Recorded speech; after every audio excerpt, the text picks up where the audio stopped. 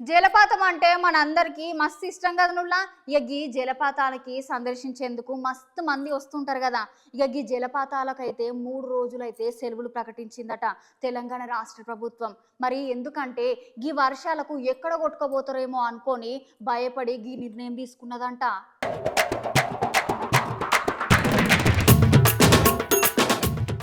ఇన్ని రోజుల సంధి కురిసిన వర్షాలకు జలపాతాలు, నదులు, చెరువులు, వాగులు మత్తడి పోసుకుంటా పంట నష్టం, ఆస్తి నష్టం, జన నష్టం, పశు నష్టం అయితే చేస్తున్నాయి కదా. గందుకోసానికే రాష్ట్ర ప్రభుత్వం ఒక నిర్ణయానికి వచ్చిందిలా. ఆ నిర్ణయం ఏంటంటే జలపాతాలను సందర్శించే సందర్శకులు ఎవరైతే ఉంటారో వాళ్ళకి జలపాతాలను సందర్శించేందుకు అనుమతులను అయితే ఇయ్యదట మన తెలంగాణ రాష్ట్ర ప్రభుత్వం. గందుకనే ఆదిలాబాద్ జిల్లాలో ఉన్న బోత్ నియోజకవర్గ పరిధిలో ఒక జలపాతం ఉన్నది కదా. జలపాతానికి సంబంధించిన సందర్శన నిలిపివేస్తున్నట్లు అటవీశాఖ అధికారులు అయితే పేర్కొన్నారు. గత 3 దినాల సంధి బంగాళాఖాతంలో ఏర్పడిన అల్పపీడనం కారణంగా ఆదిలాబాద్ జిల్లాలో మొత్తం మీద వాగులు, వంకలు పొంగి పొర్లుకుంటా అలుగులు వారుతున్నాయి కదా.